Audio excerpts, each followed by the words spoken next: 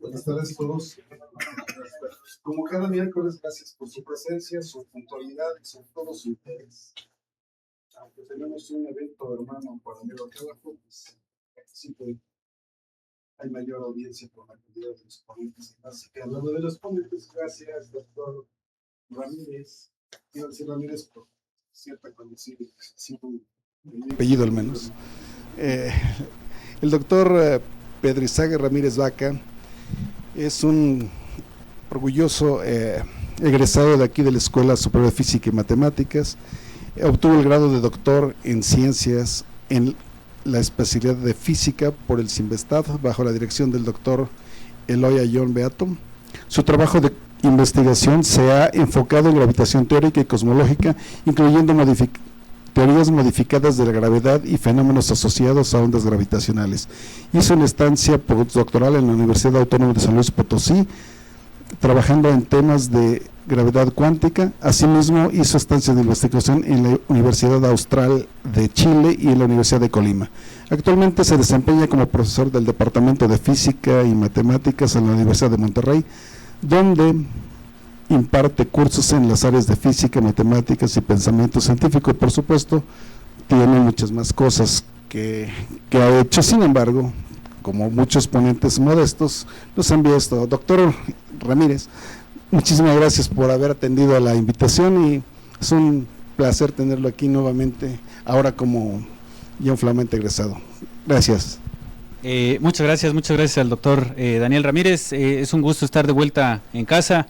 Creo que las dos veces adicionales a esta que he estado parado en este estrado fue una cuando la defensa de grado y otra en un seminario de hace ya varios años. Entonces, muchas gracias también por la presentación, gracias por estar aquí. Les voy a contar una serie de temas que son relevantes, son muy importantes para, desde mi punto de vista, y creo que para muchas áreas de la física, en particular de la cosmología, de la gravitación. Y déjenme comenzar con este poema. Es un poema de Charles Baudelaire. En él se habla sobre lo maravillosas que son las ventanas entreabiertas. Dice algo así como: no hay objeto más profundo, más misterioso, más fecundo, tenebroso y deslumbrante que una ventana tenuemente iluminada por un candil. ¿Por qué? Dice, gracias a esta ventana puedo acertar a ver a una mujer madura y apenas con su rostro, su atuendo, sus gestos, puedo reconstruir la historia de esta mujer.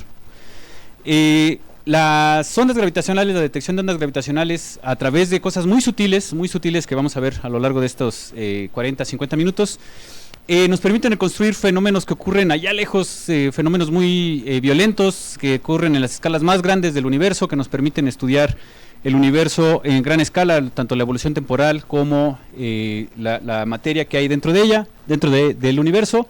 Entonces el plan de la charla es más o menos el siguiente. Primero voy a hacer un repaso breve sobre relatividad, cómo fue que fue necesario modificar esta forma en la cual entendemos el espacio y el tiempo. Posteriormente voy a hablar un poquito del formalismo matemático. En realidad me voy a saltar muchos pasos. Si hay interés, puedo regresar a estos temas, y voy a hablar de las ondas gravitacionales y sus fuentes, los esfuerzos para su detección desde básicamente mediados del siglo pasado, los observatorios de tercera generación. Ha habido toda una serie de esfuerzos multinacionales para ampliar la investigación en estos temas y resolver varios problemas de la física, al menos en papel, en teoría. Finalmente la astronomía multimensajero, qué es y cómo las ondas gravitacionales pueden ayudar a resolver algunos de estos problemas. Déjenme comenzar. Estudiantes de licenciatura, principalmente maestría, doctorado, licenciatura, arriba, manos arriba. ¿Nadie? Todos de posgrado, ok. Bueno, no sé si hayan llevado temas de relatividad, pero voy a hacer así un crash course de todo lo que usted tiene que saber sobre relatividad para entender a las ondas gravitacionales. Todo comenzó con Galileo, que dijo, si uno tiene un cuerpo que se mueve en una dirección y se proyecta un objeto de ese cuerpo a su vez, lo que va a ocurrir es que el nuevo objeto se suman las velocidades de manera algebraica. Uno se mueve en la dirección izquierda, que en este caso es la camioneta. Del lado dentro de la camioneta se dispara una pelota que se mueve exactamente a la misma velocidad, nada más que en dirección contraria. Y entonces lo que vemos es que esas velocidades simplemente se suman de manera algebraica y lo que ocurre es que caen. Y lo que uno pensó, la idea era entender cómo se suman las velocidades cuando uno habla del campo electromagnético. Gracias a las ecuaciones de Maxwell, uno encuentra que el campo electromagnético no se trata más que de una onda. Es una onda electromagnética. Esto lo reveló Maxwell. Gracias a eso tenemos la comunicación inalámbrica, el radio, en su momento el telégrafo. Modificó fuertemente la forma en la cual nos relacionamos con la tecnología, la forma de comunicarnos. Fue un cambio radical. Pero había un problema. Lo que encontraron estos señores, uno puede combinar este par de ecuaciones, estas 4 ecuaciones a pares. Uno puede encontrar que tanto el campo eléctrico como el campo magnético satisfacen lo que se conoce como una ecuación de onda. Y entonces las preguntas que se hicieron los físicos de ese entonces es: nosotros sabemos que existen las ondas mecánicas. Todas las ondas mecánicas requieren de un medio para poderse propagar. Por ejemplo, ustedes escuchan mi voz gracias a que hay una serie de ondas de presión que generan mis cuerdas vocales al vibrar cuando pasa el aire que proviene de mis pulmones. Y entonces esas vibraciones llegan a ustedes. Si no hubiera aire, ese medio no sería posible de detectar. Entonces los físicos de ese entonces pensaron, bueno, seguramente las ondas electromagnéticas también requieren de un medio en el cual se propaguen, porque si no, pues las ondas mecánicas requieren de un medio. Entonces se dedicaron a buscar este término que se conoce como el éter luminífero, pero tenía que tener varias características muy disonantes, muy dispares entre sí. Por un lado, sabemos que la velocidad de la luz es muy alta. Ya había varios esfuerzos para poderse medir. Lo que se había determinado era que era una velocidad altísima, y el análogo que tenían los físicos de ese entonces estaba relacionado con las ondas mecánicas. Por ejemplo, la velocidad del sonido en el aire es diferente que la velocidad en el helio, o la velocidad en un líquido, o la velocidad en un sólido. Tiene que ver con digamos, el camino libre medio entre las moléculas. Eso quiere decir que entre más denso el medio, más compacto está. Las vibraciones se pueden propagar más rápido a lo largo de una estructura, por ejemplo, cristalina, o en el caso de un gas, pues a través de este gas. Entre más separadas estén, van a tardar más tiempo en chocar. La consecuencia de eso es que estas ondas de presión van a tardar más tiempo en propagarse, por lo tanto la velocidad media del sonido va a ser menor en un medio con menos densidad comparado con un medio con más densidad. Entonces, a ver, según esta analogía, el medio en el cual se propagaba la luz tendría que ser muy denso, porque la velocidad de la luz es muy densa. Sin embargo, viene otra característica, que no podía ser tan denso, porque sabemos que la Tierra se mueve alrededor del Sol. Entonces, lo que trataban los físicos de medir era cómo se mueve, así como utilizando esta relatividad de Galileo, cómo se suman las velocidades. Se dieron cuenta de que si la Tierra se movía en ciertas regiones en favor de la dirección de este éter luminífero, que no tendría por qué estar anclado a la Tierra, podría estar anclado a un marco de referencia más grande como el Sol o la Vía Láctea, hay momentos en los cuales la Tierra se mueve a favor de ese flujo, y hay momentos en los cuales la Tierra se mueve en contra de ese flujo. Entonces trataron de medir la velocidad relativa entre estas ondas utilizando este dispositivo. Ya todos los que tomaron su curso de física moderna recordarán este experimento. Es el experimento de Michelson-Morley. Uno descubre que este medio tiene todas las características necesarias para no existir. ¿Por qué? Porque estas características tan dispares, de por un lado una densidad muy alta, por otro lado una densidad muy pequeña, pues quiere decir que simplemente no era necesario. En realidad era posible tener ondas no mecánicas, ondas que se propagaban en el vacío, ¿no? Tal como la luz que nos llega del Sol. Este interferómetro va a aparecer nuevamente más tarde a lo largo de la historia. Entonces, quien resolvió este problema para poder entender cómo era que se propagaban esas ondas en el espacio fueron estos señores. Por un lado Henry Poincaré, Einstein y Lorentz. Lorentz describe esta ecuación, que es la contracción de Lorentz, y dice, bueno, si eso pasara, eso querría decir que no es necesario que este medio exista. Junto con Einstein y bueno, una serie de papers y discusiones que tienen a lo largo de varios años, llegan a la conclusión de que, bueno, Einstein concretamente llega a estos postulados de la relatividad especial. Número uno, la física es la misma para todo el mundo, no importa cómo se mueva, si mientras esté en un sistema de referencia inercial, las leyes de la física deberían de ser las mismas para todos. Y por otro lado, la luz siempre se propaga con la misma velocidad en el vacío. Las consecuencias de esos dos hechos tienen pues un impacto fundamental. Como consecuencia de eso, aparecen, hay que deshacernos de ciertas ideas que ya están preconcebidas.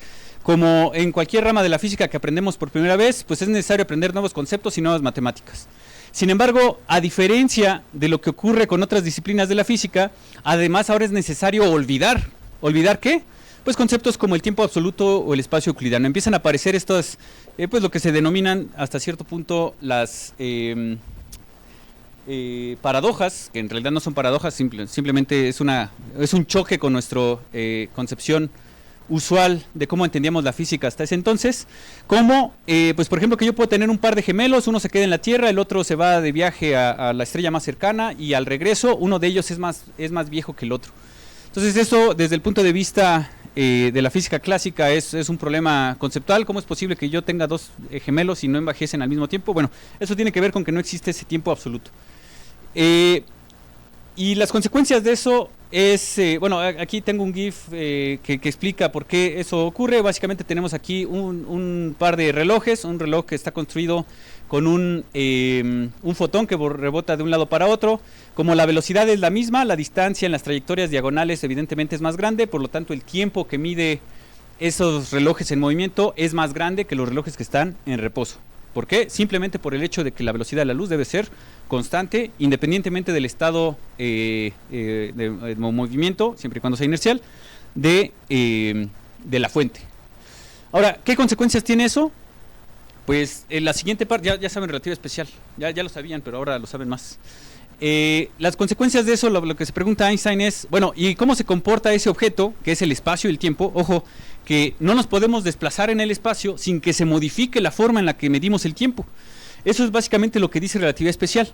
Bueno, como consecuencia de eso, Einstein piensa, bueno, ¿y qué le ocurre a ese espacio-tiempo en presencia de objetos muy masivos, muy grandes, muy pesados, como estrellas, planetas? En ese entonces no se conocían los agujeros negros, pero bueno, vamos a ver que ocurren cosas pues, sofisticadas, exóticas.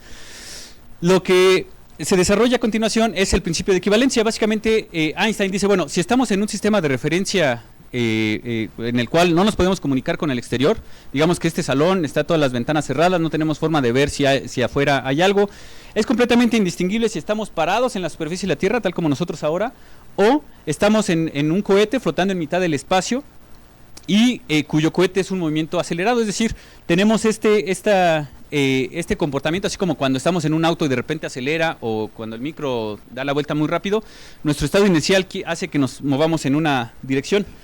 Resulta que estos dos sistemas, si yo no tengo forma de comunicarme con el exterior, en otras palabras estoy en un sistema local, pues esos dos sistemas son completamente equivalentes, ¿no? Y por otro lado, esto es lo que se conoce como el principio de equivalencia fuerte, y por otro lado tenemos el principio de equivalencia débil, que si estamos en mitad del espacio flotando, así como ahora los astronautas que fueron a darle la vuelta a la Luna y regresaron, pues están en un movimiento inercial, básicamente están flotando. Si yo dejo dos pelotitas flotando, despreciando la atracción gravitacional que hay entre ellas, en realidad van a describir una trayectoria de líneas paralelas, ¿no? Porque esto es un movimiento rectilíneo uniforme. Bueno, esa situación es completamente indistinguible a que yo esté en la faz de la Tierra y alguien me corte los cables en un elevador, y entonces yo me proyecto hacia mi inevitable muerte. Pues resulta que esas dos situaciones, si yo no tengo forma de comunicarme con el exterior, esas dos situaciones nuevamente son indistinguibles. Y las consecuencias de este principio de equivalencia son bastante sofisticadas. Veamos, por un lado, dijimos que cuando estábamos flotando en mitad del espacio, las trayectorias eran dos rectas paralelas, ¿verdad? Eso es básicamente el movimiento rectilíneo uniforme, flotando en mitad del espacio en la ausencia de gravedad. Las rectas se ven como líneas paralelas que jamás se tocan. Sin embargo, cuando estamos en presencia de un cuerpo gravitacional como lo es la Tierra, esas dos trayectorias sí se cruzan. ¿Dónde se cruzan? En el centro de la Tierra, ¿verdad? Naturalmente en el centro geométrico donde está esa distribución de masa que es el planeta Tierra. Pero entonces, a ver, momento, porque habíamos dicho que esos dos sistemas eran equivalentes, flotando en mitad del espacio y cayendo en un campo gravitacional. Resulta que las líneas rectas en presencia de objetos masivos no son líneas paralelas que nunca se tocan, son líneas paralelas que sí se pueden tocar. Entonces, hay que deshacernos de ese concepto de la geometría euclidiana en la cual dos rectas paralelas nunca se tocan. Vamos a estar en presencia de una curvatura, una geometría que ya no es plana. La consecuencia de eso es que cuando tenemos un cuerpo masivo que gira alrededor de un centro, lo que se va a producir es una curvatura, una modificación a la geometría del espacio.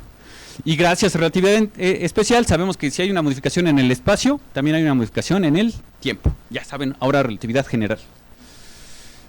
Bueno, hay todo un formalismo matemático de la teoría. Si hay más preguntas, si quieren al final, puedo regresar a este tema. No me quiero desviar muchísimo.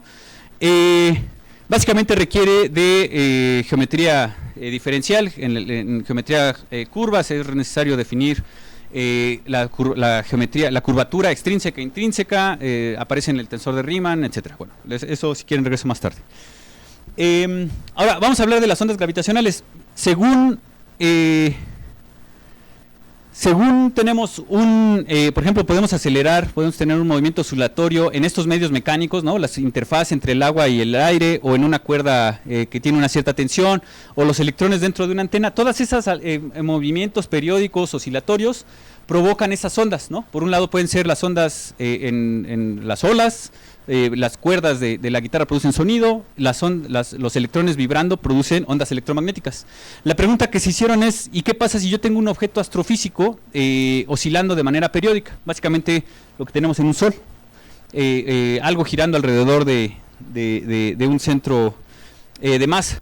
Bueno, resulta que aparecen cosas sofisticadas como lo siguiente. En la teoría de Newton de la mecánica clásica, la gravedad se propagaba de manera instantánea, es decir, si desaparecía el Sol por un instante, los efectos de esa ausencia en la fuerza gravitacional iban a ser sentidos de manera instantánea.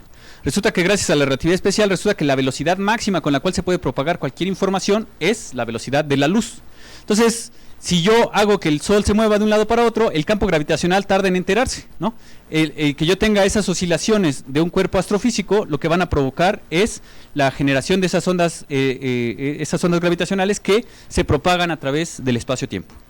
Bueno, simplemente de manera resumidas cuentas, una onda gravitacional no es otra cosa más que una fluctuación en la curvatura del espacio-tiempo. Además, se producen efectos de marea oscilatorios, periódicos. Y son fluctuaciones que se propagan a la velocidad de la luz. Todo eso se puede deducir también del formalismo matemático. Otra vez si quieren, regreso al final. Ahora, la pregunta es, ¿y estas ondas gravitacionales realmente existen? ¿O son simplemente un subproducto de las matemáticas que aparecen en esta teoría? Bueno, en realidad muchas personas hicieron esa pregunta. De hecho, desde Newton ya aparecían ciertas dudas respecto a la gravitación, cómo se entendía. Por ejemplo, desde la ley universal de gravitación había ciertas dudas respecto a esta acción de distancia. Newton dijo, bueno, básicamente cualquier fuerza puede modificar el estado inercial de un objeto, y entonces el Sol, claro, nos produce una fuerza a la Tierra, ¿no? Pero a ver, momento, ¿cómo? Si el Sol está hasta allá y yo estoy hasta acá, ¿cómo existe esa acción a distancia? Para los físicos de ese entonces no necesariamente era muy claro. Aparece lo que se conoce como una hipótesis non-fingo, es decir, pues mira, funciona, entonces sigámosla utilizando. En la teoría newtoniana no es posible la existencia de ondas gravitacionales, nuevamente, ¿por qué? Porque esa perturbación se propaga de manera instantánea y existe la posible acción a distancia con los campos electromagnéticos a la forma en la que lo entendió Faraday, y entonces ya resulta que es más natural entender que la existencia de estas ondas gravitacionales puede ocurrir sin la existencia de un medio y gracias a la perturbación, digamos, a la velocidad máxima con la cual se propagan las perturbaciones. Hay dos artículos que escribe Albert Einstein, primero de manera individual y otro con Albert Einstein y no me estoy seguro si era su postdoc o era su estudiante, Rosen, el mismo de Einstein, Podolsky y Rosen. En 1936 escribe dos artículos, primero él solito, luego revisado con Rosen, sobre ondas gravitacionales, y concluyen que no son físicas, que en realidad solamente se trata de un artilugio matemático cuando uno hace una transformación de coordenadas, que es una libertad de norma que uno tiene en la teoría de relatividad general. Si se acuerdan de estas normas que aparecen en el electromagnetismo, uno puede definir la norma de Lorentz, diferentes transformaciones que me permiten de ver de manera más clara, ver cuáles son los modos físicos, cuáles son cosas que sí existen en la naturaleza y otras que solamente son artilugios matemáticos. Bueno, pues Einstein dijo, no existen esas cosas. Pues resulta que a lo largo de la historia se fueron encontrando diferentes evidencias primero de manera indirecta de su existencia y luego ya de manera directa. Tomó más de 100 años poderlas encontrar de manera directa. Las primeras evidencias indirectas se trata de este pulsar, el PSRB 1913+16. Básicamente es el primer pulsar de un sistema binario de estrella de neutrones, en los cuales tengo una estrella, una de ellas es un pulsar, en otras palabras tiene un jet de rayos gamma que emite hacia el universo, y estaba girando alrededor de una compañera, la estrella primaria, y entonces lo que se veía eran esos pulsos de manera periódica. De lo que se dan cuenta es de que esos pulsos empiezan a aumentar en frecuencia. Es decir, cada vez está aumentando esa frecuencia, esa periodo de oscilación del sistema binario alrededor de su centro de masa, empieza a aumentar a lo largo de varios años. Entonces, pues lo que descubren, lo que hacen estos señores es calcular cuál sería, por qué un sistema binario perdería energía. Bueno, si es posible emitir ondas gravitacionales, yo sumo la energía cinética del sistema binario alrededor de su centro de masa, sumo la energía emitida en forma de ondas gravitacionales, y entonces eso me debería de dar una constante. Si yo tengo que la energía cinética está perdiendo, quiere decir que se fue en algún lado, y eso va a ser en forma de ondas gravitacionales. Uno puede calcular cuánto vale esa energía liberada, dado el sistema astrofísico, la distancia inicial, las masas primaria y secundaria, varias otras mediciones que se hacen, y lo que hicieron, aquí está ese cálculo, no importa, lo que se ve es que la órbita se empieza a encoger. Entonces, por aquí en algún momento van a aparecer los datos. Lo que se dan cuenta, ahí están, lo que se dan cuenta es de que la órbita, en el eje horizontal está el tiempo en lustros, básicamente del 75 hasta el 2005 cada 5 años. En el eje vertical aparece el cambio en el periastro, es decir, cuál es el momento en el cual están más cerca. Y lo que se dan cuenta es que conforme transcurre el tiempo, ese periodo empieza a disminuir. Quiere decir que se está perdiendo esa energía cinética. Y los datos son los puntos amarillos, no sé si los alcancen a ver. La curva continua es el cálculo dado que esa energía perdida fuera las ondas gravitacionales. Y como podemos ver, es completamente coincidente. Entonces, esa fue la primera evidencia. De hecho, eso hizo que estos señores, Hulse y Taylor, ganaron el premio Nobel en el 93, básicamente por el descubrimiento, número uno, de un nuevo tipo de pulsar. Era la primera binaria de estrella de neutrones que se había detectado. Y segundo, porque abre las posibilidades para una nueva forma de estudio de la gravitación. Fue la primera evidencia indirecta de la existencia de estas ondas gravitacionales. Posteriormente hubo un esfuerzo, dijeron, bueno, pues al menos desde el punto de vista de sistemas binarios parece que sí los podemos detectar. Vino este señor, Joseph Taylor, de la Universidad de Maryland, que creó un detector de ondas gravitacionales mediante una barra resonante. Básicamente es un cilindro muy grande de aluminio, en el cual en medio puso una serie de piezoeléctricos, y entonces dijo, bueno, claro, si pasa una onda gravitacional, lo que ocurre es que el espacio-tiempo se expande, y luego se contrae y se expande y luego se contrae, y entonces eso va a generar una señal eléctrica que yo puedo medir con la corriente eléctrica producida por esos piezoeléctricos. ¿Y qué creen? Pues él dijo que sí detectó algo, pero el consenso de la comunidad científica es que en realidad nunca vio nada. ¿Por qué? Simplemente porque su instrumento no era lo suficientemente sensitivo. Vamos a ver más adelante que las ondas gravitacionales son increíblemente débiles. De hecho, podemos pensar de la siguiente manera. Fíjense que yo, pequeño ser miserable de carbón, mediante la energía química que produce mi ingesta de glucosa o cualquier otra fuente de energía de alimento, a través de mis pequeños musculitos que se van a degradar a lo largo de los siglos, puedo vencer el campo gravitacional de la Tierra. Toda la Tierra junta, así tan inmensa como es, con su núcleo de hierro y con su magma y todos los continentes y los bosques y las ballenas y los océanos, toda la Tierra me está jalando para que yo vaya hacia el centro de la Tierra. Y resulta que yo simplemente con un pequeño de consumo de energía química puedo vencer ese campo gravitacional. Dicho de otra manera, también podemos ir a una tlapalería, compramos un imancito que cabe en nuestra palma de la mano, y si lo acercamos a una moneda, esa moneda, ese imancito tiene una fuerza más grande que toda la Tierra tratando de jalar a la moneda para que se vaya hacia el centro de la Tierra. En realidad, la fuerza gravitacional, la interacción gravitacional es una interacción muy débil. Sí, bueno, entonces, Vino después un esfuerzo, ok, ¿saben qué? Ya habíamos estado en esta situación, ya habíamos tratado de medir cómo cambia una dirección con respecto a la otra.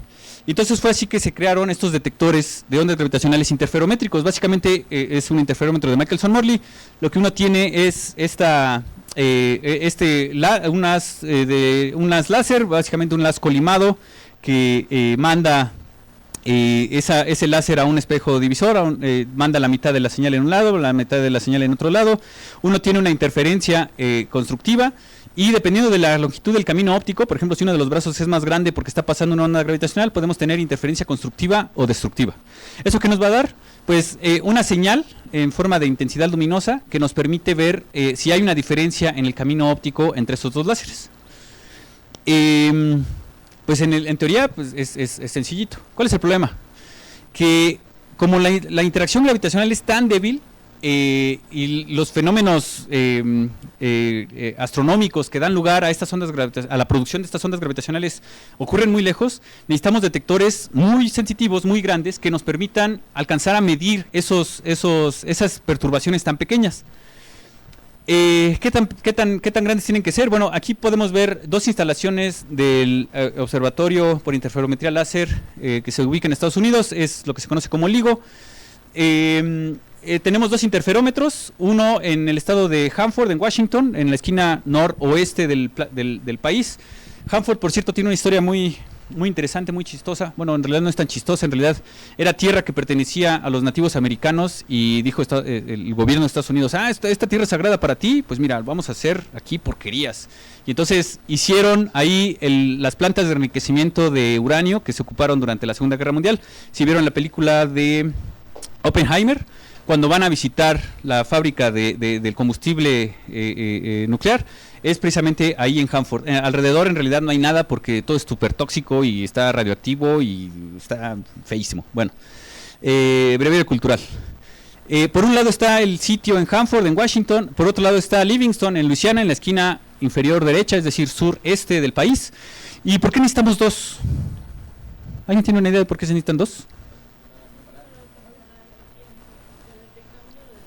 La diferencia en los tiempos de llegada, muy bien. Y también, ¿alguna otra idea? Muy bien, muy bien. Para asegurarnos que no sea un fenómeno local, ¿no? ¿Qué pasa si es un sismo? Por ejemplo, Luisiana está cerca del Golfo de México, ahí, no sé, hay explotación de petróleo. ¿Qué pasa si yo puedo ver una perturbación, una vibración en mi interferómetro y no lo veo en el otro? Pues quiere decir que más bien se trata de un fenómeno local y no de escala cósmica, ¿no? De escala global. Bueno, esto fue el primer detector. Fue un proyecto que realizaron, bueno, una serie de señores, ahorita voy a hablar más de ellos, pero ocurrió desde los 50, 60, 70 y en realidad conseguir el dinero y la gente y dónde lo voy a poner, todo eso lleva tiempo. Algo que va a ser relevante más adelante. Bueno, ¿qué tipo de instalaciones se necesitan? El problema es que vamos a trabajar con láseres. Y esos láseres, así como ahora que ya está haciendo calorcito, cuando ustedes ven hacia el horizonte y está caliente el asfalto, ¿qué es lo que ocurre? Estos fenómenos de difracción, ¿verdad? En lo cual el camino óptico, debido a la variación en la densidad del aire, pues cambia. Entonces resulta que el aire modifica la trayectoria del haz. Entonces es necesario tener sistemas de vacío, de tal manera que el haz superpotente, por cierto, no sé si les dije, pero esto tiene 4 kilómetros de largo en cada brazo, ambos, ¿no? Son construcciones bastante, no sé cuántos son 4 kilómetros, lo hubiera agregado a la presentación, pero es como de aquí a, pues no sé, yo creo que como a Ecatepec, no, probablemente más lejos, no sé. Bueno, el caso es que 4 kilómetros es bastante, ¿no? Además, este sistema de vacío pues reúne otros equipos de estabilización de láser, de los espejos, hay que aislarlo de manera sísmica, ¿no? El aislamiento mecánico, termo, todo lo que es el calor, la diferencia de temperaturas puede hacer que cambie el camino óptico, puede hacer que los espejos se modifiquen. Entonces, o sea, cómo pasa el rayo de luz láser a través de esos espejos se modifica con la temperatura. Hay muchas cuestiones que hay que cuidar. Esos espejos son pues tremendamente grandes. Aquí tenemos, cada uno pesa alrededor de 40 kilogramos. Este es pues una de las estaciones de la esquina donde se emite el láser. Entonces pues es un sistema óptico que incluye varios espejos, cada uno pesa 40 kilogramos, es un proyecto de infraestructura, de ingeniería, pues bastante grande, bastante importante. Aquí vemos, obviamente tienen que ser cuartos súper limpios, ya se imaginarán. Además, aparecen otras dificultades. Por ejemplo, el problema es que el cambio, fíjense en lo siguiente, a pesar de que yo tengo un brazo de, bueno, no yo, sino el interferómetro tiene un brazo de 4 kilómetros, el cambio esperado en la longitud, este delta L sobre DL, es del orden de 10 a la menos 22. Es como comparar el grosor de un cabello humano con el radio de la Vía Láctea. Ese es el cambio en la longitud que va a ocurrir en el brazo. Entonces, nuevamente, las señales de ondas gravitacionales son increíblemente débiles. Bueno, y debido a las variaciones tan pequeñas, empieza a aparecer el principio de incertidumbre. Es relevante, lo que se hace es que se comprime el haz, dependiendo de lo que sea conveniente, se puede comprimir en una dirección o en otra, lo cual nos da una frecuencia más estable o una amplitud más estable, y dependiendo de la banda de frecuencias que uno esperaría de la señal que viene de ese sistema astrofísico, lo que va a tener es para bajas frecuencias lo que se hace es disminuir la incertidumbre en la amplitud, aumentar la incertidumbre en la fase, no importa tanto la fase en esa situación, y para detectar ondas gravitacionales de alta frecuencia se disminuye la incertidumbre en la fase, se aumenta la incertidumbre en la amplitud, es lo que se conoce como quantum squeezing. Entonces hay todo un área definida para poder manipular los haces en cuestión de óptica. Son esfuerzos bastante grandes, es un equipo bastante impresionante. No es el único, los gringos no son los únicos, también está el Observatorio Europeo de Ondas Gravitacionales, este se encuentra en Italia junto con Virgo, es una instalación compartida. Por otro lado está Kagura o Kagra, que se encuentra en Japón, dentro de una mina en Kamioka, donde está el Super Kamiokande, que detecta neutrinos en la misma instalación, bueno, por ahí cerca. Pues son otros dos detectores que han sido construidos, ya están operando de manera funcional. Hay ciertos problemas con Kagra en cuanto a la sensitividad, no se ha alcanzado lo que se esperaba. Pero bueno, pues en principio ya tenemos 3 detectores, y si tenemos 3 detectores, en principio es posible triangular la ubicación de una señal. La creación de estos sistemas de detección dio lugar a que estos señores, por un lado Rainer Weiss, Kip Thorne y Barry Barish, ganaran el premio Nobel allá en el lejano 2017. Y bueno, el instrumento ha recibido una serie de mejoras a lo largo de los años. Les pido que pongan atención a las señales. Este es 1509, bueno, la nomenclatura es ondas gravitacionales del 2015, 14 de septiembre del 2015. Y por otro lado, una detección que ocurrió alrededor de 10 años después, el 14 de enero del 2025. Les pido que presten atención a la señal. Básicamente en la señal del 2015 pues se puede ver ahí una señal, pero hay mucho ruido, es no tan dominante. En cambio en la del 2025 la señal es mucho más clara. Fíjense en la intensidad de los colores, muy rojito, y ahí se ve un poquito más blanco. Eso tiene que ver con que el dispositivo, todo el instrumento ha recibido una serie de mejoras en cuanto a la óptica, el enfriamiento, aislamiento térmico, procesamiento de señales. Es una tarea de varios equipos. ¿Qué se ha medido hasta ahora? Pues llevamos del orden de 358 eventos. En la última ronda de observación, en la ronda de observación O4, se detectaron tan solo en esa ronda que ocurrió del mayo 2023 a enero 2024, 220 eventos.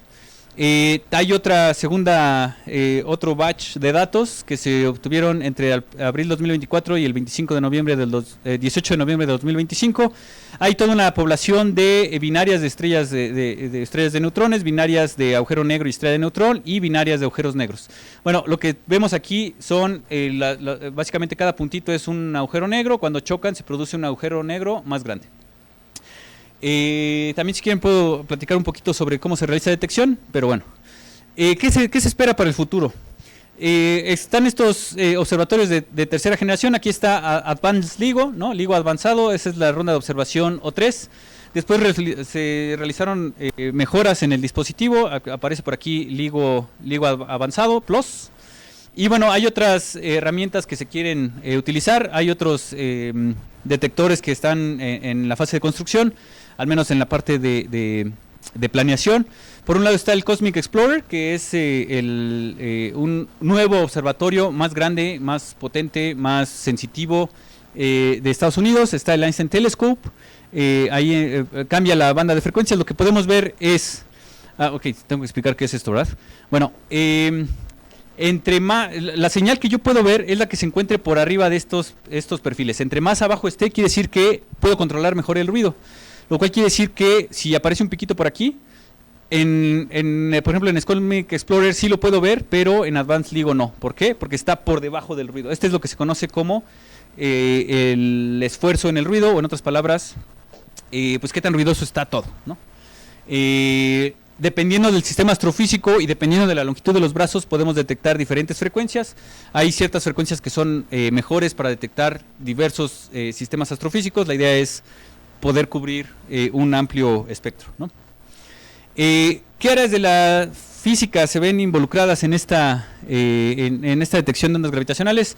Pues por un lado la instrumentación, todo lo que tiene que ver con óptica, con aislamiento sísmico, con ciencia de materiales, ¿no? Los recubrimientos. Acuérdense que tengo un láser que viaja 4 kilómetros en una dirección y luego de regreso, y de hecho no viaja una sola vez, viaja múltiples veces, son lo que se conoce como cámaras resonantes.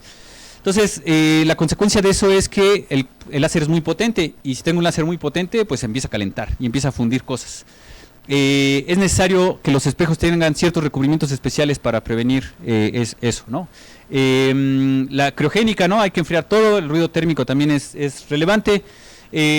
Las áreas de la física en ondas gravitacionales, básicamente cómo se divide el detector, está por un lado la instrumentación y investigación y desarrollo para el detector, caracterización, necesitamos saber cómo se produce el ruido, qué es lo que estoy viendo, para distinguir si lo que estoy viendo es una señal astrofísica o es algo que viene del instrumento, análisis de datos, ¿no? Obviamente todo lo que tiene que ver con la colicencia de binarias compactas, bursts, básicamente señales muy energéticas, muy breves, muy cortas.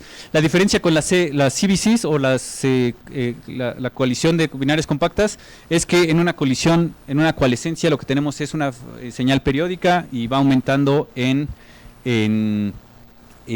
frecuencia, ¿no? Pero dura más tiempo. En cambio el burst es solamente como una explosión, ¿no? Bueno, el fondo estocástico, la idea es tratar de medir el fondo estocástico de ondas gravitacionales en el universo primigenio. Y bueno, hay toda una rama que tiene que ver con la modelación de fuentes astrofísicas. Es esencial para entender las señales detectadas.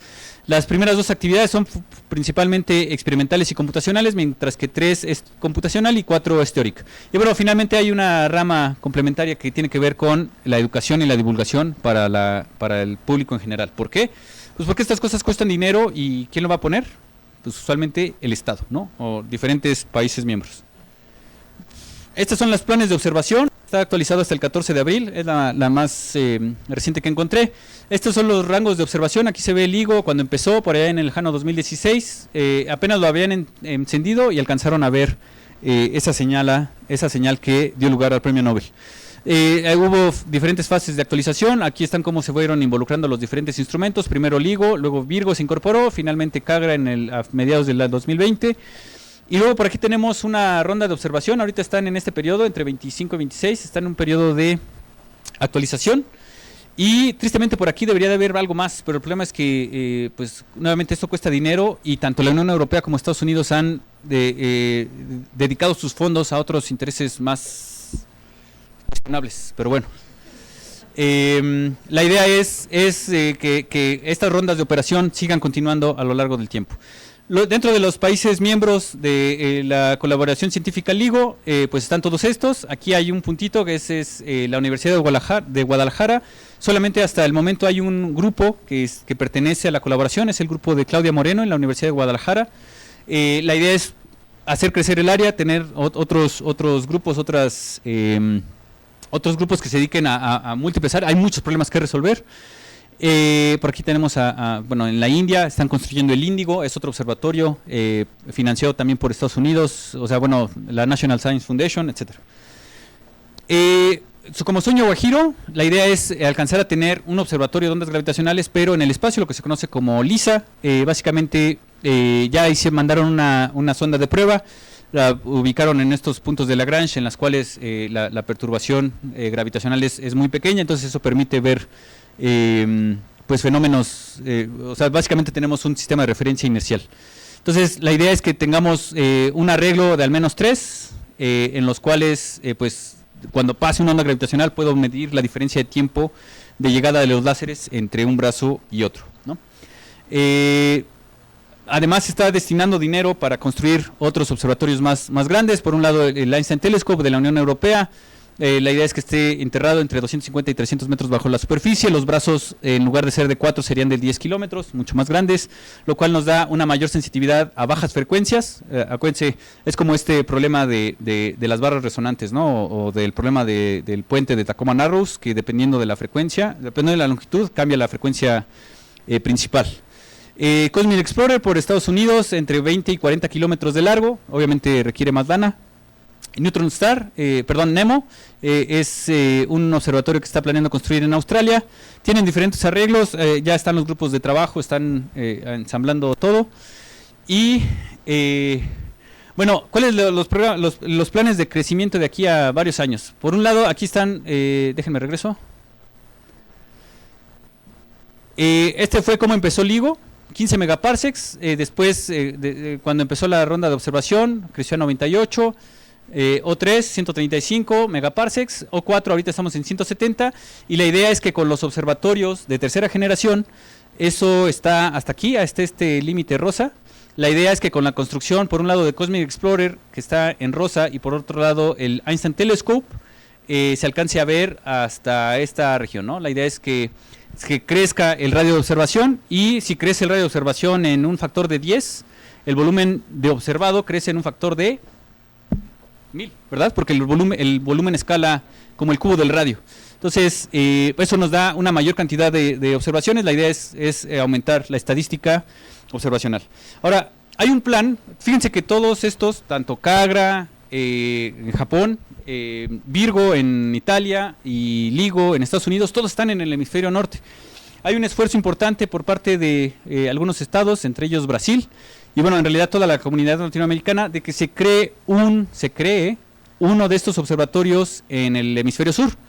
Y Chile está caracterizado por la frontera entre Chile y Argentina. Tiene ahí varias condiciones interesantes para la creación de estos proyectos astrofísicos. Hay muchos observatorios, ALMA, el BTL, bueno, etcétera, el Pierre Oyer. La idea es construir uno de estos observatorios en el hemisferio sur. Uno de los países con más lana es Brasil, y en segundo lugar es México. Entonces, bueno, la idea es un observatorio de ondas gravitacionales sudamericano. Esto fue la primera reunión latinoamericana de ondas gravitacionales ocurrida en el Instituto Nacional de Investigaciones Espaciales en la ciudad de São José dos Campos, en Brasil. Y bueno, por ahí ese pelón soy yo. Bueno. La idea es traer ese tipo de eventos a México. Estamos organizando junto con todas estas muy talentosas personas, colegas, Fabián Peña Arellano de la Universidad de Cal State en Los Ángeles, Claudia Moreno de la Universidad de Guadalajara, ya lo había mencionado, Mauricio Antelis del TEC, bueno, y todos esto soy yo. La idea es hacer este evento aquí en México, con la idea no solamente de hacer crecer la observación en el análisis de datos, sino también en la instrumentación y digamos, mandarles gentes apaladas para que, bueno, se necesitan manos, ¿no? Hay muchos proyectos que resolver. Ahora, ya para redondear, creo que ya me extendí un poquito, la astronomía multimensajero es básicamente estudiar un mismo fenómeno astrofísico mediante varios canales. Los principales canales, por supuesto, es electromagnetismo en todas sus manifestaciones, rayos X, ultravioleta, radio, infrarrojo, qué sé yo. Los rayos cósmicos son estas partículas cargadas que llegan a la Tierra, se pueden observar en observatorios como el HOC o el Pierre Oyer, que se encuentra en la frontera entre Chile y Argentina. Y los neutrinos, hay diferentes arreglos experimentales como IceCube en el Polo Sur, está el KM3 en el mar ahí enfrente de Grecia. Bueno, la idea es utilizar todos estos canales porque cada uno revela cierta información respecto al fenómeno astrofísico que está ocurriendo en diferentes épocas, en diferentes periodos del tiempo de un mismo fenómeno, ¿no? Hasta el momento solamente se cuenta con una sola detección que incluya todos estos Todos estos canales es lo que se conoce como la kilonova. Ahorita voy a hablar más de ello. Hay otras fuentes de ondas gravitacionales que todavía no se han detectado por la sensitividad del instrumento. Hay varios esfuerzos. Por un lado está el colapso de las estrellas de neutrones. Básicamente es un colapso no esférico. Cuando tengo una estrella de neutrones se avienta material. Ese material es propagado hacia el medio interestelar y bueno, se producen ondas de choque y también la emisión de estas ondas gravitacionales por ser una geometría no esférica. Otras fuentes de ondas gravitacionales importantes que todo el mundo quiere detectar son los modos primordiales del fondo estocástico de microondas. Hubo una falsa detección hace como, no sé, 10 años de BICEP. Pensaron que lo habían detectado, pero en realidad se trataba de que no estaba caracterizado el fondo. Es importante desde el punto de vista astrofísico detectarlo. Algunas otras fuentes de ondas gravitacionales, básicamente cualquier movimiento asimétrico contribuye a la distribución del tensor de estrés energía-momento. Eso va a producir ondas gravitacionales, entonces los gamma ray bursts, las cuerdas cósmicas, las nubes de bosones, las polarizaciones del fondo. Entonces hay trabajos desde el punto de vista teórico, pero hay muchas cosas que hay que seguir explorando.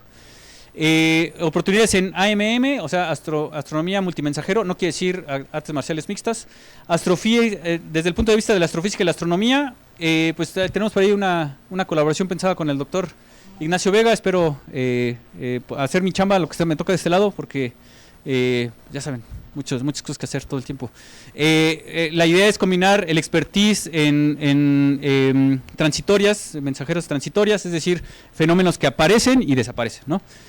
Hasta el momento solamente hay un evento que se ha detectado, que es esta onda gravitacional, el 17 de agosto del 2017, que se pudo estudiar de manera simultánea en electromagnético y ondas gravitacionales.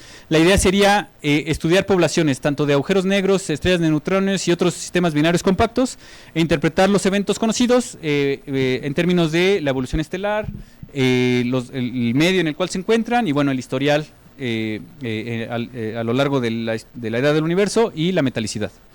Claro, no lo mencioné, pero entre más lejos vea, uno puede ver más hacia atrás en el tiempo, entonces eso tiene ciertas implicaciones cosmológicas, ver a diferentes zetas, etc.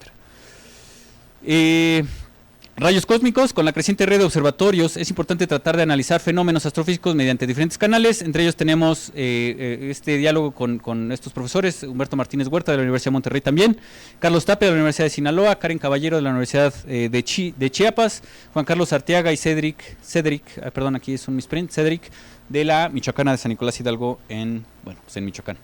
Este es el observatorio HAWC, aquí está el Pico de Orizaba por si no lo conocían. Es un detector de rayos cósmicos que se encuentra ahí en la Sierra Negra, bueno, en el collado entre el Sierra Negra y el Pico de Orizaba.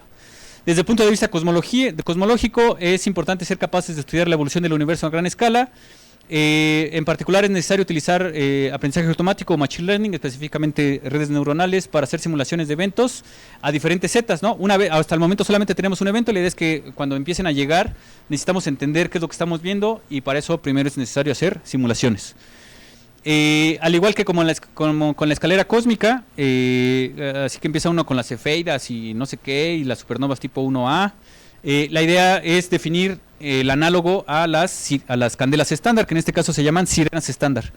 Hay dos enfoques, aquí no quiero entrar en detalle, pero bueno, hay una colaboración en ciernes también. Estamos pensando en trabajar con la doctora Ariadna Montiel del Departamento de Física del CIMBESTAF. Bueno, aquí hay otras cosas que se pueden hacer desde el punto de vista cosmológico. Una disculpa por el cambio en el idioma, estoy agarrando cortes y cortar y pegar de otras diapositivas.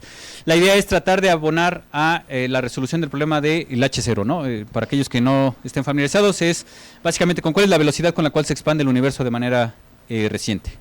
Y bueno, en realidad eso es básicamente lo que les quería contar. Si tienen dudas, preguntas, por favor, adelante.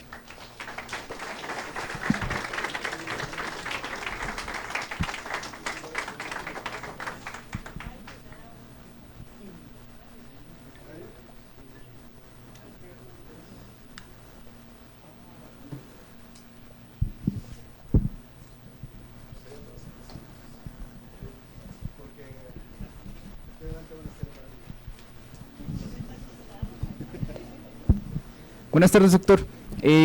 La primera vez que yo escuché sobre LISA, recuerdo más o menos que la fecha de lanzamiento tentativa era por ahí de 2025, creo, y posteriormente cada que revisaba iban aplazando esta fecha más y más. Ahorita ya no sé cuál es la fecha tentativa, creo que Elisa son los amigos que hicimos en el camino. Entonces, mi pregunta sería, ¿cuál sería la manera de convencer a los Illuminatis o a quien sea de que vale la pena invertir los esfuerzos en este tipo de proyectos?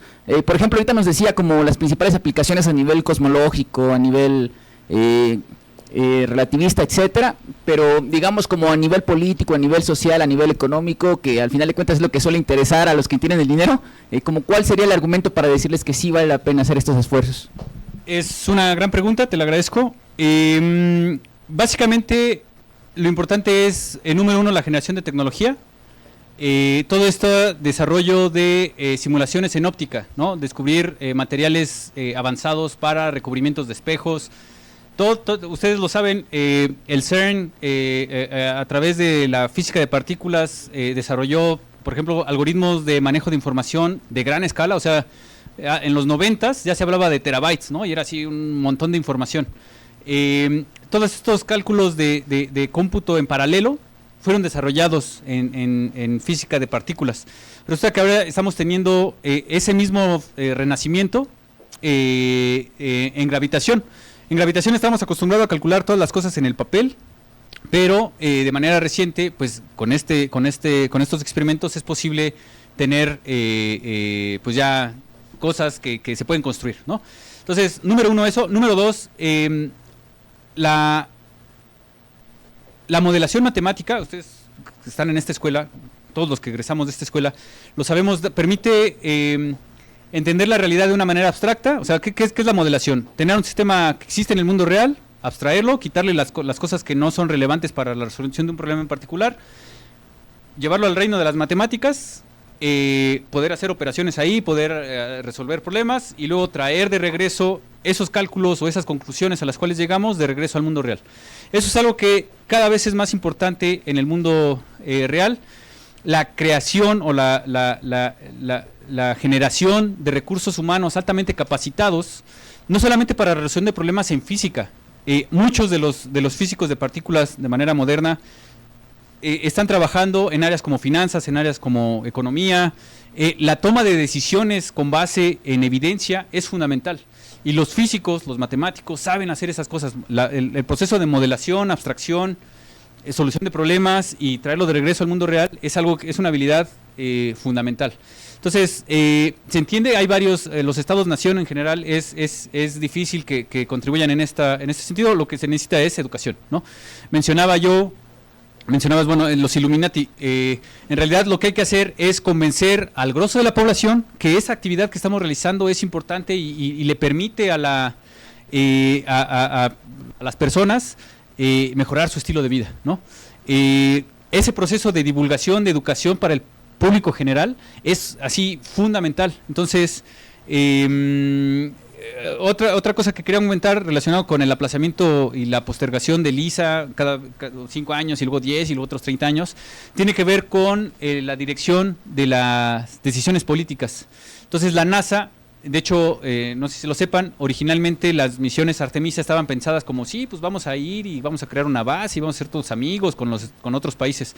En realidad, después del lanzamiento de sondas chinas y de la India, se dieron cuenta de que era una cuestión de recursos. Entonces estamos nuevamente, así como en el siglo XVI, los países están tratando de llegar a la luna por ciertos recursos. Entonces, hay cosas que podemos controlar, que tienen que ver con la divulgación, pero hay otras decisiones que no podemos controlar. Mi idea, o sea, mi respuesta sería, pues enfoquémonos en las que sí. Muchas gracias.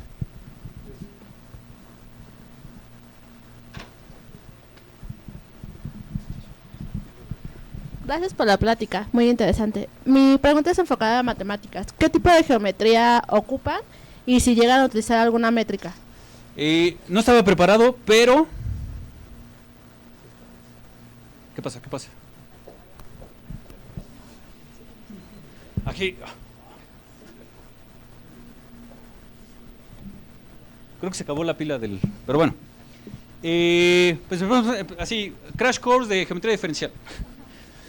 Empecemos con algo que sí entendemos todos, que es el teorema de Pitágoras. Uno puede medir la distancia entre dos puntos del espacio-tiempo utilizando esos elementos diferenciales.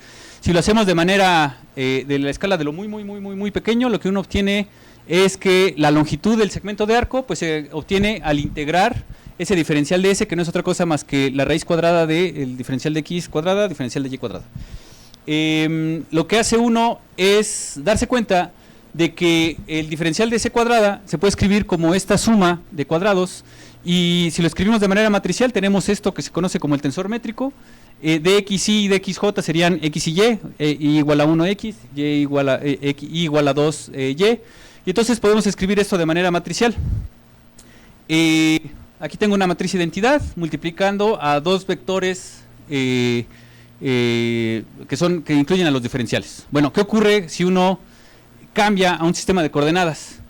Digamos que utilizamos coordenadas, ¿cómo se llaman?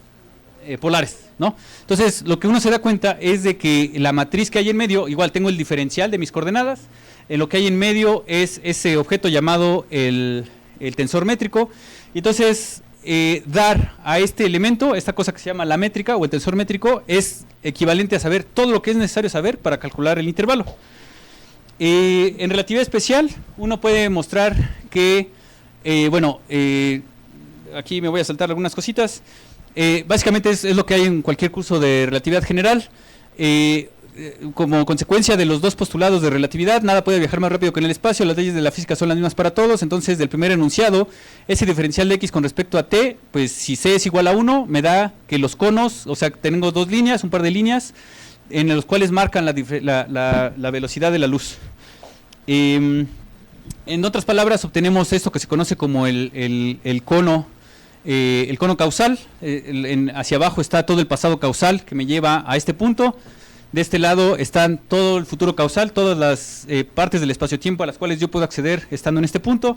Y en relatividad especial, esa métrica es la métrica plana, es la métrica de Minkowski. En relatividad general, ese objeto métrico cambia de un punto a otro, no solamente por una transformación de coordenadas, sino porque el espacio-tiempo mismo es curvo.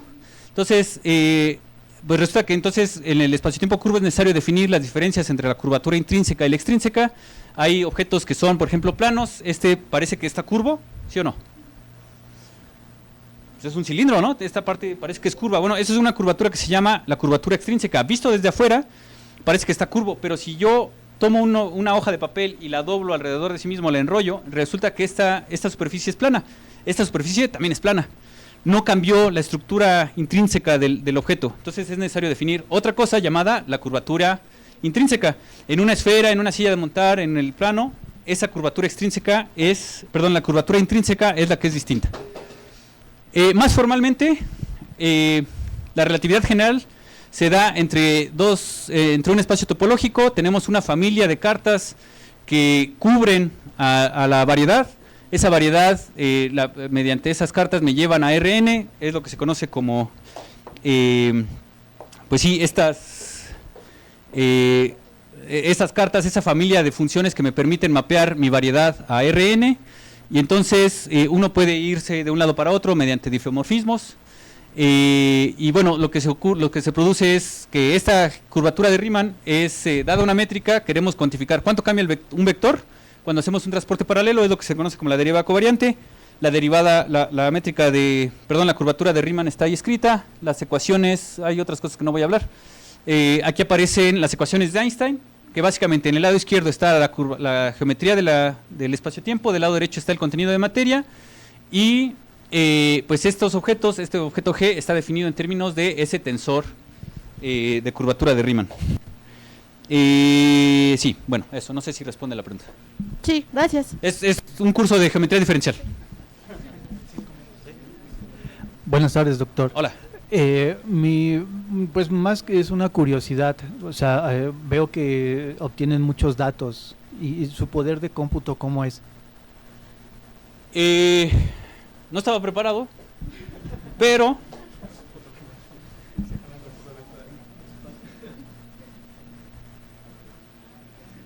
bueno, esto es de un sitio llamado el Gravitational Wave Open Science Center, Básicamente es toda una serie de recursos que la organización LBK, LIGO, Vigo y CAGRA, ha puesto al acceso para que uno aprenda a utilizar y a manipular estos datos. Lo que uno tiene es una serie de tiempo. No está aquí.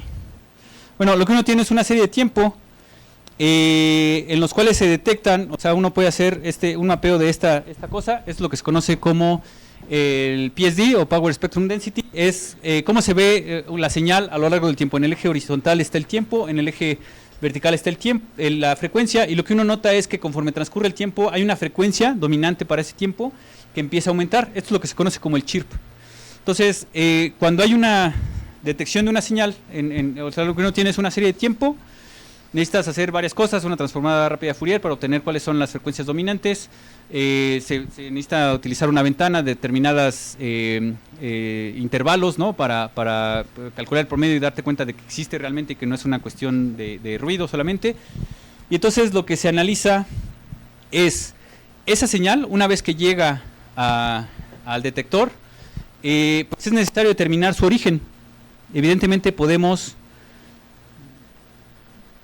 No, que la Bueno, la idea es que esa serie de tiempos se hace se compara con toda una plantilla, lo que se conoce como match filtering. Uno genera una plantilla, sabes los parámetros astrofísicos involucrados, ¿no? La masa primaria, la masa secundaria, la separación inicial, a qué distancia, cuál es la inclinación del plano orbital de la binaria con respecto al eje de observación del observatorio. Entonces uno hace una plantilla, le da vuelta a la palanquita y obtiene una familia de señales que uno esperaría resolver. Entonces, utilizando estadística bayesiana, lo que hace es comparar los parámetros dentro de mis parámetros conocidos con aquellos que se detectan, cuál es el mejor ajuste en ese sentido. A ver, déjenme... Sí, básicamente, utilizando probabilidad bayesiana, podemos determinar la probabilidad de la hipótesis dada los datos, ¿no? Sí, básicamente eso es lo que... Perdón, es que cada uno de esos temas es así. Pero gracias. Hola. ¿Qué tal? Buenas tardes, muchas gracias por la plática. Mi duda a lo mejor está muy relacionada a lo que le acaba de preguntar el compañero, pero es de esta astronomía multimensajero. Realmente... ¿Qué tanto se puede utilizar, por ejemplo, la detección de ondas gravitacionales para, pues, no sé si avisar o dar la señal de que estaba ocurriendo un fenómeno y dar tiempo a que más detectores se apunten o lo que sea? O sea, ¿realmente hay un proceso tardado de reducción de datos o puede ser algo así, una señal muy clara, inmediato y ya? ¿Cómo sería? Sí, hay algoritmos, digamos que lo primero que detectan es la existencia de una señal. Ahora esa señal podría ser que uno de los cablecitos que está suspendiendo al espejo se sobreestiró, entonces, o una vibración mecánica. Entonces se compara con el otro detector. Si está dentro de la ventana de tiempo en lo que una onda gravitacional puede llegar de un detector a otro, dentro de la velocidad de la luz y la distancia, la separación que hay entre ellas, quiere decir que sí se trata de un evento general. Ahora, es importante determinar cuál es el origen. Es ahí donde se hace este proceso automático del match filtering y se determina si es que no es ruido, y si lo ven los ambos detectores, entonces se puede mandar una alerta. Lo importante es que lo alcancen a ver más de 2 detectores. O sea, LIGO es el más sensitivo, tiene más años de funcionando, por lo cual está mejor controlado.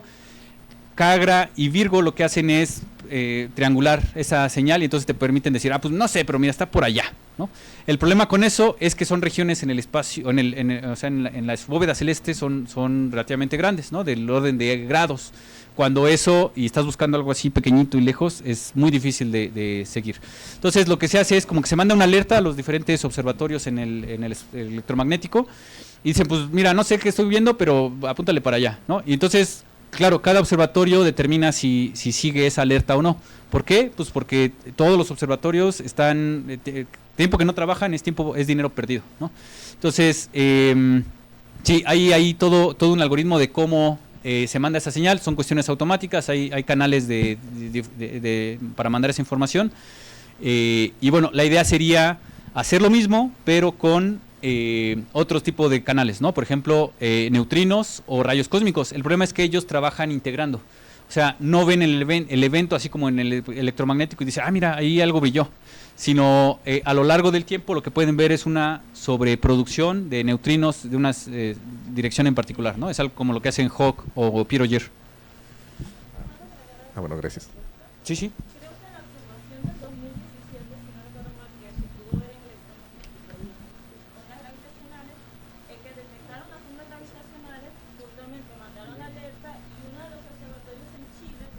Chandra.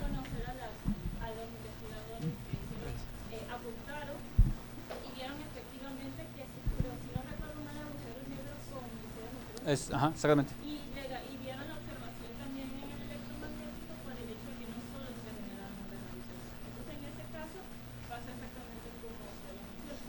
Y ese es un ejemplo claro de cómo se trabajan las dos formas de observar, ¿no? De manera conjunta. Esa observación creo que ha sido la única que se ha podido hacer de esa manera. Sí, sí, muchas gracias. Sí. Gracias por su conferencia. Hola. Mi duda era que si también otros fenómenos físicos que transporten energía y momento pueden producir ondas gravitacionales como la radiación electromagnética. ¿Como a qué otros fenómenos? No me queda clara la pregunta. Como la radiación electromagnética también tiene energía y transporta cierta cantidad de momento, entonces no sé si también podría inducir algún tipo de onda. El problema es la intensidad. Sí, o sea, el problema es que aparece esta... A ver, déjame, regreso.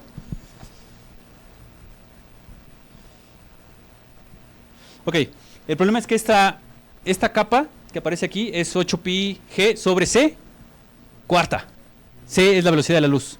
Entonces, en realidad capa es muy pequeñita. Uno necesita una distribución del tensor de energía-momento increíblemente grande para que se pueda alcanzar a ver en la geometría.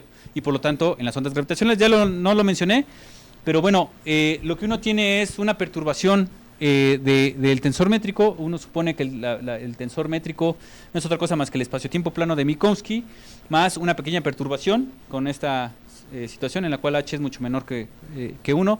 Entonces, como aparece C a la cuarta, lo que hace es que se vuelva todavía más pequeñito comparado con el h.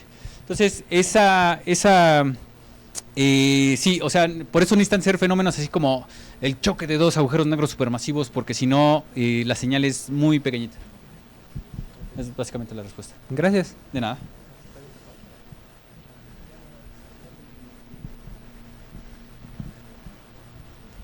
Buenas tardes, doctor. Muchas gracias por la charla. Fue muy interesante. Gracias. Y mi pregunta es, ¿cómo se puede distinguir qué fuente origina las ondas gravitacionales? Por ejemplo, ¿cómo podemos distinguir de una colisión de agujeros negros o si se trata de una estrella de neutrones, por ejemplo?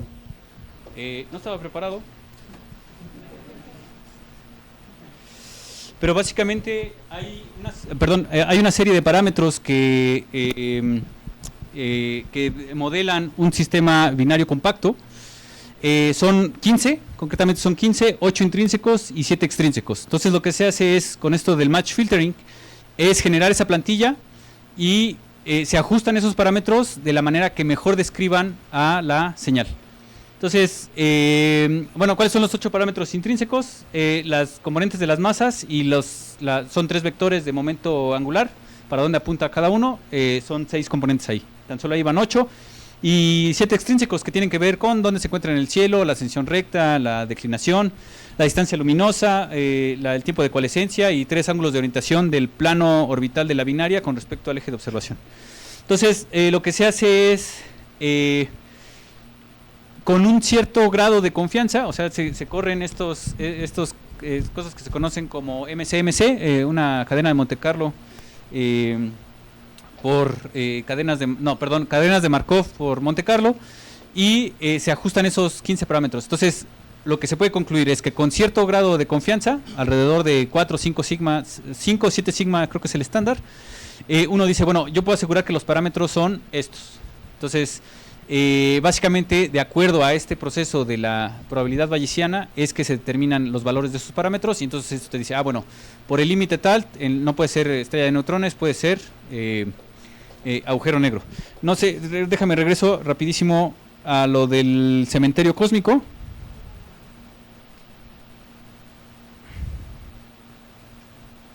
Rapidísimo, rapidísimo. Si te das cuenta, aquí hay ciertos puntos que están entre naranja y azul.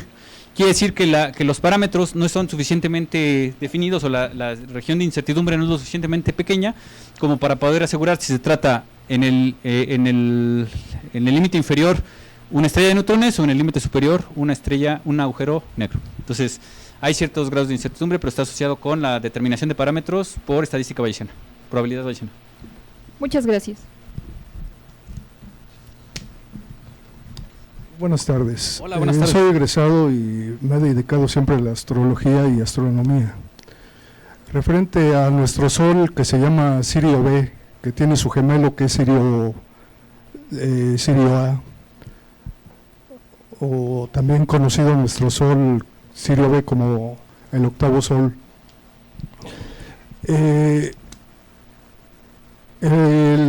Nuestro segundo Sol, que es Sirio B, Sirio A, llega a afectar a la Tierra y a nuestro Sol, que es Sirio B. No sé bien estas nomenclaturas, denominaciones, pero lo que sí sabemos es que para que los puedan detectar, para que pueda ser detectado, tienen que ser estrellas supermasivas, o sea, del orden de agujeros negros, cientos o miles de veces la masa del Sol, y también la distancia, la separación que hay entre ellas. Por ejemplo, las ondas gravitacionales, ya sabemos, a raíz de los resultados del EHT, del Event Horizon Telescope, del telescopio horizonte de eventos, ¿no?, que sacaron esta imagen del agujero negro en el centro de nuestra galaxia, es un agujero negro supermasivo. El problema es que está lejos y la señal no es lo suficientemente fuerte. Sabemos que hay estrellas orbitando alrededor de él, pero esas señales de ondas gravitacionales son tan pequeñas que no se alcanzan a ver. No sé, no desconozco este sistema astrofísico que menciona, pero lo que sí es importante saber es que lo que se ve es el ring down, es decir, cómo se van acercando hasta que chocan. Entonces, pues si nuestro Sol chocara con otra estrella, quizás sí podríamos ver esas ondas gravitacionales. Ahora, el problema, yo creo que el menor de nuestros problemas es la detección, sino que no nos cargue el payaso. Muy bien. La última pregunta, referente a los agujeros negros, que su objetivo es mandar seres estelares, humanos o no humanos, naves extraterrestres o cualquier planeta que se los coma el agujero negro, que su objetivo es llevarlos al futuro, al más allá. Tienden a regresar, tienden a tener un periodo de retorno a regresar, o se pierden en el infinito. Desconozco la intencionalidad de los agujeros negros, simplemente son sistemas astrofísicos que tratamos de describir. No podría comentar al respecto. Bueno, yo hasta donde sé, el agujero negro, su objetivo es enviar las cosas al futuro. Ok, gracias. Buenas tardes. Hola. Estoy un poquito enfermo. Me llama la atención que en África como que no hay una colaboración, ¿no? Bueno, es que viene el mapa que nos mostró. No sé si hay algún intento de... Y en Rusia tampoco creo vi algún... ¿Y cómo le hicieron para la colaboración aquí en Guadalajara, que nada más es aquí en México? Bueno, el hecho de que no aparezcan en el mapa puntitos en África, no quiere decir que no haya personas trabajando en esos temas o sea, son personas migradas, por ejemplo, de Sudáfrica y que están trabajando en Europa. La razón de por qué el resto del continente no tiene, pues tiene que ver con infraestructura, ¿no? Es como pues educación superior en estos estados un poquito más inestables. Y perdón, la segunda pregunta o la segunda parte era... En México, ¿cómo se...? ¿Cómo se dio? Pues no sé, hay que crear escuela. O sea, la doctora Claudia Moreno es egresada, si mal no recuerdo, también del CIMBESTAF, y empezó picando piedra, o sea, tocando puertas cuando nadie le hacía caso a las ondas gravitacionales hace 15, 20 años. O sea, sí, había un grupo en California y en Princeton y en no sé dónde. Ella se fue ya de postdoc, empezó a aprender estos temas y decidió trabajar, y una vez ahí, pues le mandó el correo a la gente, ya tenía todo un CV alrededor de eso. Trabajando en simulaciones, en análisis de datos, y bueno, fue así como se dio la incorporación. La doctora Claudia Moreno también acepta, digamos, estudiantes de doctorado para la Universidad de Guadalajara. La idea es que no se vayan hasta allá, también estamos aquí nosotros. Es la intención en el corto o mediano plazo. Ok, muchísimas gracias. Gracias por la charla, estuvo muy interesante. Gracias. Mi segunda pregunta ya la respondí, entonces voy a ir a mi primera pregunta.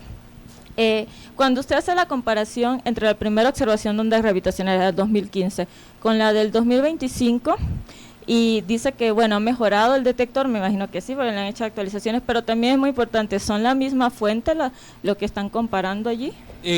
No, evidentemente no son las mismas fuentes porque una vez que ya chocaron, pues ya, ¿no? Me refiero Lo a que sí si es son agujero negro con agujero negro, como la del 2015. Exactamente.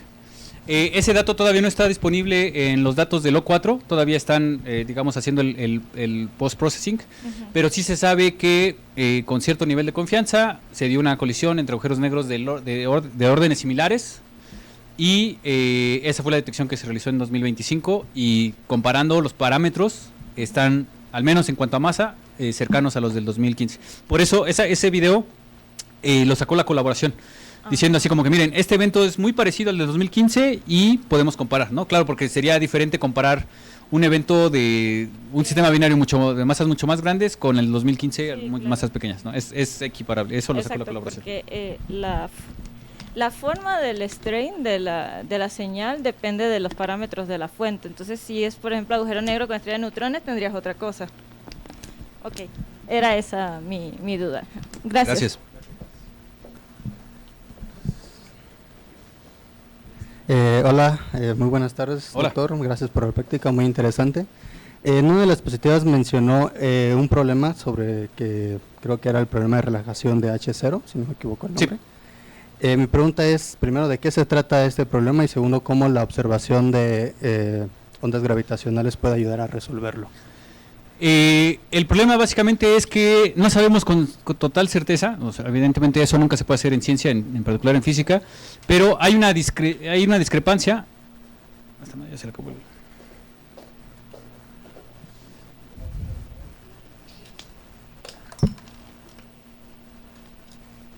Voy para allá. Aquí está. Básicamente no se alcanza a ver. En mi computadora sí se alcanza a ver, pero básicamente hay dos bandas. Hay dos formas de medir la expansión del universo. Una es con las cosas que están aquí cerquitas, tienen que ver con son detecciones, digamos, relativamente directas, ¿no? De manera fenomenológica uno puede definir estas candelas estándar. Y entonces, el problema es que tú no sabes si lo que estás viendo en el cielo es una estrella que es muy luminosa y está muy lejos, o está cerquita y es tenue. Entonces, lo que se hace es, se define esa escalera cósmica y lo que uno mapea es cuál ha sido la expansión del universo. Sabemos que el universo se expande de manera acelerada mediante métodos directos y mediante métodos indirectos. Por ejemplo, métodos indirectos está las anisotropías en el fondo cósmico de microondas por Planck en 2014. Y entonces, Planck obtiene, digamos, un numerito.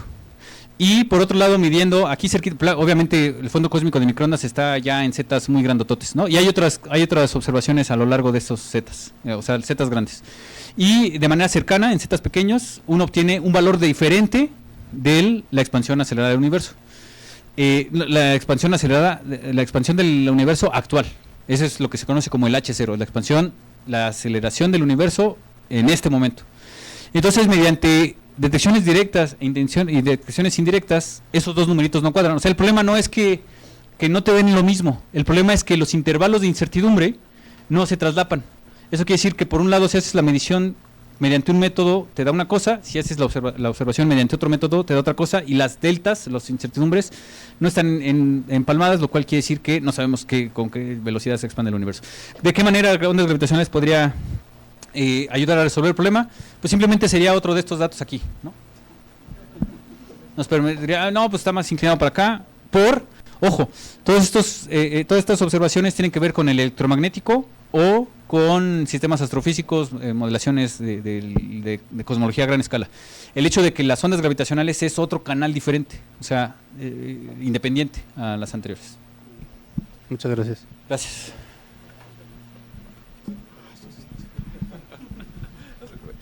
Muchas gracias por la plática. Mi pregunta va relacionada sobre que, bueno, nos habló un poquito sobre que, precisamente sobre la escalera cosmológica, que esperaba hacer un trabajo al respecto, pero bueno, lo habló de manera ya, digamos, muy rápida y nos dijo, bueno, y se van a necesitar ciertos parámetros, pero ¿cuáles eran esos parámetros que se iban a requerir para añadir a las ondas como parte de la escalera cosmológica? Porque creo que sí lo puso ahí, pero lo puso hasta el final. ¿De lo que está escrito a mano? Creo que sí. No, a mano no, de la idea de la presentación. Perdón, no, creo que no entiendo la pregunta. Perdone. O sea, ¿de esto, no de las perspectivas? O... Bueno, es que nos puso al final de precisamente un trabajo que iba a realizar, no me acuerdo, disculpe, del nombre de la persona. Ok, ya. De las colaboraciones. Voy. Tac. Ajá. Sí, precisamente para las candelas, exacto.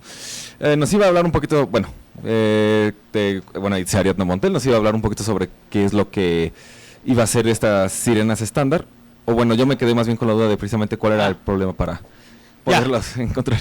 Sí, son estas diferentes formas de definir esas sirenas estándar. Por un lado están las sirenas oscuras. En ellas lo que se hace es, se define... dice priori, lo que se hace es, uno asume cuál es la distribución de acuerdo al Z, o sea, qué tan lejos estás, qué tan lejos están de ti. Uno asume una distribución de binarias de estrellas de neutrones o binarias de agujeros negros. Entonces, si tú sabes eso y ves las señales a lo largo del tiempo, entonces lo que puedes saber es, o sea, dada una distribución conocida o asumida, uno puede comparar esas hipótesis con los datos. Y entonces te permitiría saber qué tan lejos están las fuentes que producen esas ondas gravitacionales. O lo que podrías hacer es lo contrario, asumes la cosmología y entonces lo que determinas es cuál es la distribución de sistemas binarios de agujeros negros o sistemas binarios de estrellas de neutrones. O sea, es un problema de cuáles son tus priors, cuáles son las suposiciones iniciales. ¿Qué es lo que sí sabes? La distribución de sistemas binarios y estrellas de agujeros negros y estrellas de neutrones, o lo que sí sabes, en lo que sí confías es en la cosmología. Son de cierta manera incompatibles, ¿no? O asumes uno o asumes el otro. Sí, bueno, sí, muchas gracias por responder la pregunta. Gracias. Buenas tardes, doctor. Muchas gracias. Hola. Estuvo muy interesante. Gracias. Bueno, primero quería preguntar si hubo un diagrama que puso sobre el radio de observación, que cómo se ha expandido a lo largo del tiempo. Quería saber si era para un mismo instrumento o era con los nuevos instrumentos que se han ido construyendo. Este es un video, a ver si se ve. No se ve. Sí, todo tiene que ver con LIGO. Todo tiene que ver con LIGO. Okay. El problema es que los otros instrumentos, tanto Virgo como Cagra, tienen una sensitividad mayor, lo cual quiere decir que, tiene una sensitividad menor, Ajá. lo cual te permite desde un punto de vista definir cuál es el lugar en la esfera celeste en la cual se encuentra la fuente, pero no te permiten ver tan lejos como LIGO. O sea, la ventaja es que el LIGO te permite ver más lejos, pero solamente tienes dos. Ajá. Los otros lo que hacen es como permitir triangular mejor la señal, pero no tienen esa misma sensibilidad. Entonces, esto que vimos en el video es tiene que ver con el instrumento más sensible, que es LIGO. Ok, entonces, en ese sentido, ¿cómo es que podemos, digamos, refinar una observación de ondas gravitacionales? Por ejemplo, o sea, haciendo una analogía con los telescopios, refinamos observaciones haciendo, no sé, espejos más grandes, ¿no? Y aumentando el diámetro. O por ejemplo, si queremos ver a altos redshift, pues refinando la parte óptica en el infrarrojo, ese tipo de cosas, ¿no? ¿Cómo es esa analogía aquí para un fenómeno meramente mecánico como las ondas gravitacionales? Cambiando la longitud de resonancia del instrumento, o sea, cambiando la longitud de los brazos, por ejemplo, disminuyendo el ruido sísmico, ¿no?